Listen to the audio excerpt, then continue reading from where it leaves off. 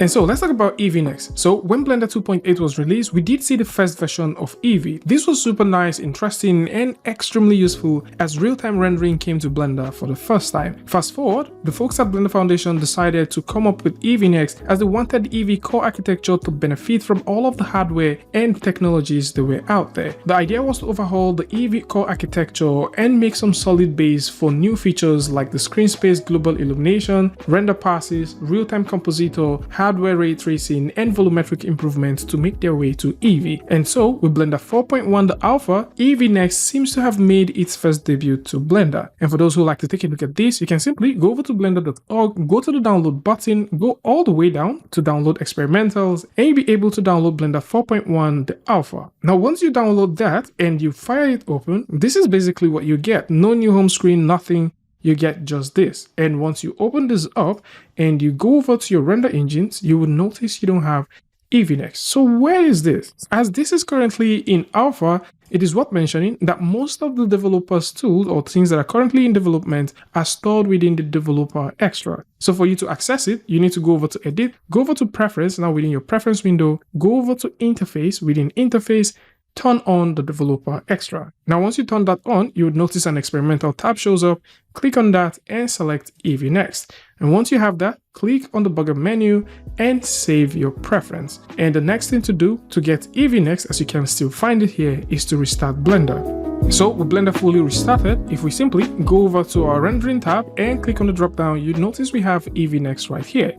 Selecting this will definitely just show you a few features and functions that simply looks very similar to Eevee, but I tell you they are not. The thing that comes close to Eevee next is a tool that we've talked about on the channel before, which is called the Screen Space Global Illumination, and that used to be an add-on. So for those who haven't seen that video, I'm going to link that in the description just in case you'd like to catch up with that. This is the only thing that comes extremely close to what Eevee next looks like right now, as they share a lot of things in common. First off, I would also want to say that Eevee next is more like the sweet spot between what you have with Cycles versus what you have with Eevee. As if you render something in Eevee next and render the very same thing in Eevee, you can tell that light gets interpreted differently, shadows get interpreted differently, and of course, a few materials also get interpreted totally different.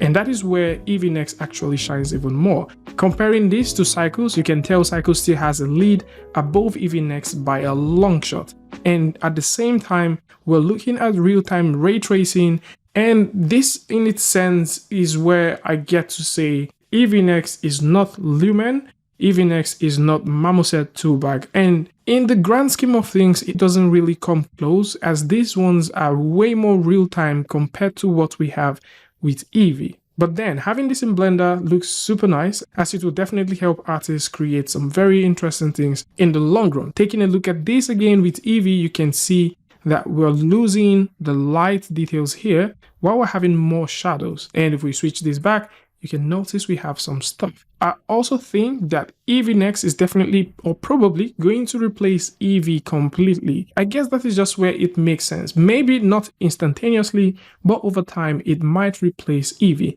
As if we go over to the ray tracing section and we switch the method from screen trace all the way to none, we get exactly the same result like we get with the typical Eevee. As for Eevee next, if we go all the way to our materials and we click on the principal BSDF and switch these to glass, that we're getting a more glassy looking effect on the model compared to just rendering this with typical Eevee, as you wouldn't be getting that. Again, this doesn't compare to what you have with Cycles, as Cycles just simply knocks this out of the pack. You can tell that in terms of lighting as well, that Cycles does a better job compared to what you have with Eevee or Eevee next. And probably you want to throw in a metal shader or a reflective or refractive shader on your model, you'll have a better result when working with Eevee next compared to when working with the typical Eevee. So if we go ahead and load up the principal BSDF and I increase the metallicness of our model, that we have a more metallic looking model, and we can drop the roughness all the way down to get even that shiny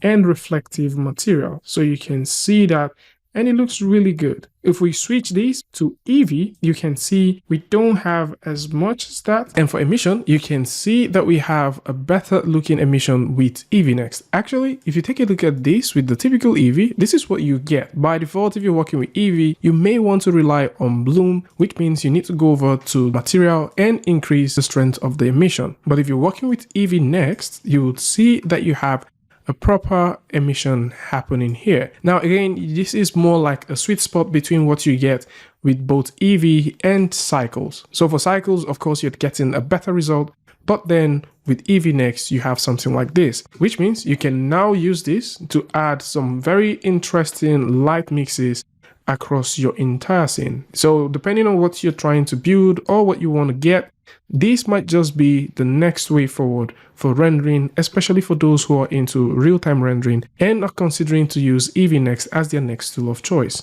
Some other interesting features which are currently implemented with Eevee Next, which of course you can test out right now, is the subsurface scattering. This now comes with a new algorithm that eliminates light leaking between objects and support per pixel radius.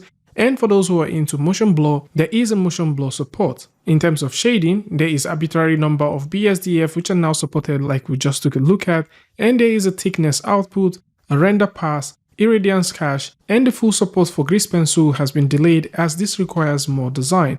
And for grease pencil, I kind of think that 3.0 version of grease pencil might be making it to Blender 4.1 or 4.2 as well. So if you would like to read up on this, you might also go to the link in the description that'll bring you over here where you can take a look at the current implementation and features support which are now available. So this is it for those who are currently thinking about testing this, you want to play with it, or maybe you're looking for the SSGI add-on that we mentioned earlier. Link to that is going to be in the description, so do well to check it out. And of course, if you like this video or you learned something from this, you can go ahead and give a like and don't forget to share with a friend. And I'd like to see you guys in the next one. Peace.